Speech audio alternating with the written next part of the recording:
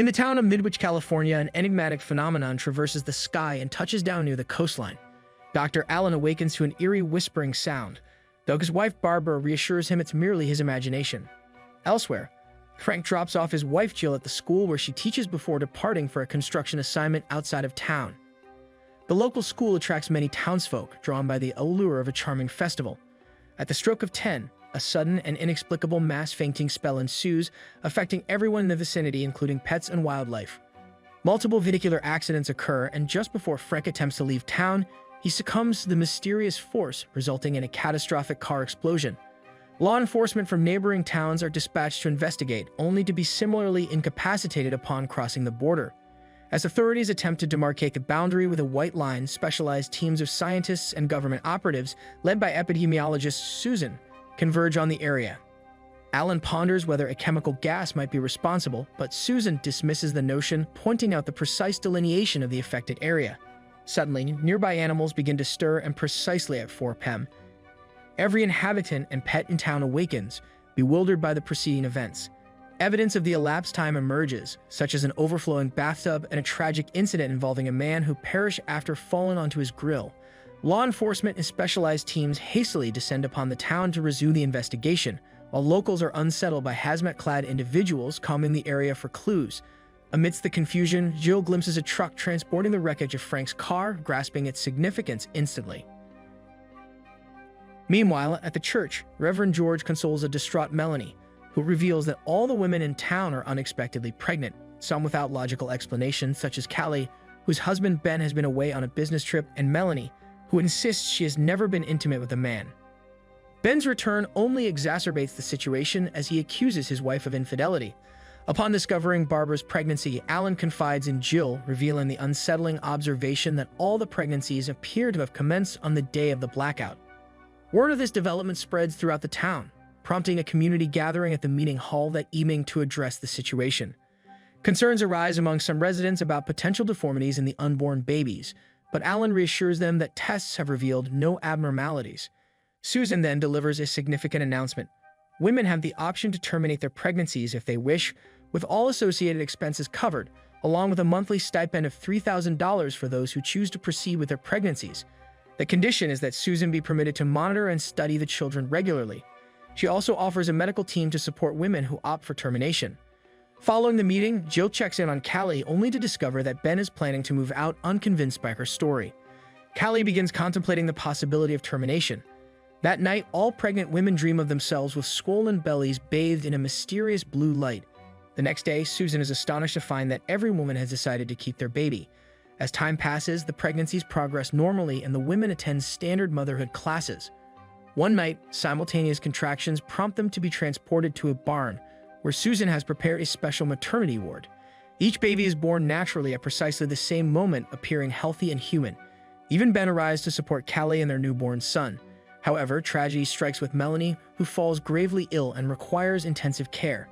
Despite efforts, she delivers a stillborn child. Susan swiftly removes the deceased fetus in a van, a move observed by Reverend George. When questioned, Susan explains that she intends to conduct an autopsy later, sparing the other mothers from witnessing a deceased infant. Sometime later, Allen and Susan convene to discuss their observations. They note intriguing traits in the babies, such as exceptionally soft hair and narrower than normal nails. While DNA tests show typical genetics individually, collectively the babies exhibit strikingly similar results, suggesting a familial connection akin to siblings.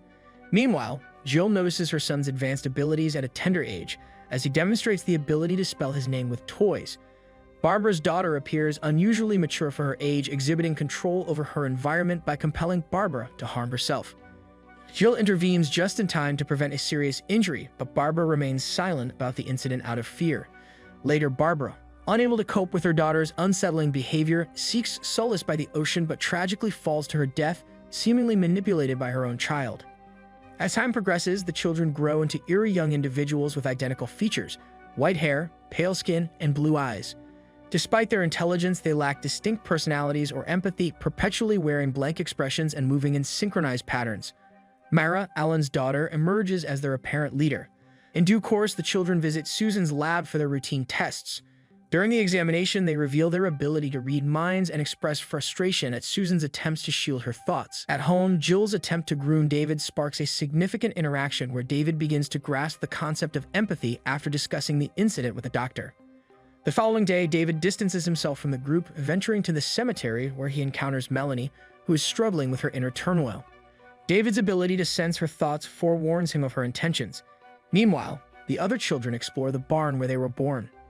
Tragically, Melanie's decision aligns with David's prediction, leading to George's cautionary speech about the children's potentially malevolent nature during her funeral. Alan's chance encounter with David at the cemetery unveils a surprising revelation. David seeks the grave of the deceased baby. Alan, struck by the realization that the children possess knowledge unbeknownst to others, opens up about the absence of the baby's grave, forging a connection with David over shared loss and empathy. Moved by the encounter, Alan reconsiders his stance and agrees to undertake the task of teaching the children, marking a pivotal shift in his perspective. Concerned by the ominous turn of events, Alan seeks counsel from Susan, who confirms the children's communal consciousness. She discloses similar occurrences in other isolated communities globally, theorizing that extraterrestrial entities may be using humans as hosts to produce offspring. Susan implores Alan to rejoin the project, revealing a mutated alien-like form of the deceased fetus as evidence. Alan reacts with anger to Susan's prior concealment but understands her caution due to the children's telepathic abilities. Returning home, Alan finds Mara packing as the children have decided to relocate to the barn permanently. Mara informs Alan of his new responsibility to supply them, offering no room for argument. Subsequently, the parents deliver their children to the barn despite Jill's futile attempt to persuade David to stay. Days later, Ben ventures to the barn to retrieve his daughter, only to encounter resistance from the children. In a chilling display of power, they surround him with glowing eyes, coercing him into driving his truck into a fuel tank, resulting in a fatal explosion that claims his life instantly. Simultaneously, Susan delivers distressing news to Alan. Other towns housing blackout children have been obliterated by their governments due to perceived danger. Urgently, Susan advises Alan to flee Midwich. Desperate, Alan ventures to the barn in an attempt to reason with the children. However, they assert their biological imperative to survive, attempting to penetrate Alan's thoughts. Alan counters by envisioning an ocean to block them out. Mara demands Alan to arrange their departure that night, to which he feigns agreement before departing. Meanwhile, Mara detects David's emotional turmoil regarding the dead baby, admonishing him for displaying emotions. Nearby, George, hidden in the grass, prepares to shoot the children, but they detect him first, coercing him to end his own life. Subsequently, Susan and her team prepare to leave as locals gather with torches, incensed against the children. The situation escalates when the children use their powers to cause violence among the rioters and force a state of emergency, prompting police intervention. Elsewhere, the children confront Susan, compelling her to disclose the whereabouts of their deceased sibling. Witnessing the body evokes strong emotions in David, leading the children to exact revenge by forcing Susan to end her own life. Alan, meanwhile, procures explosives from a construction company, intending to protect Jill. As police surround the barn, the children emerge, eyes glowing, manipulating a cop to commit acts of violence. A tragic sequence of shootings and explosions ensues as the children wield their powers over the authorities. Alan eventually arrives, concealing a bomb in a briefcase before meeting the kids. Mara, sensing Alan's nervousness, attempts to read his mind, prompting him to concentrate on maintaining a mental barrier. The children detect Jill's intentions and halt her, returning their focus to Alan, whose mental barrier weakens. Jill makes another attempt to take David, but he pushes her away, fleeing with his mother. The children intensify their efforts to breach Alan's defenses, but they realize too late the bomb is present. The explosion destroys the barn, killing all the children and Alan. Jill and David, the sole survivors, flee in a car, resolved to find a place where they can live anonymously. And the movie concludes here. If you want to see more recaps like these, make sure to subscribe and turn on the bell icon.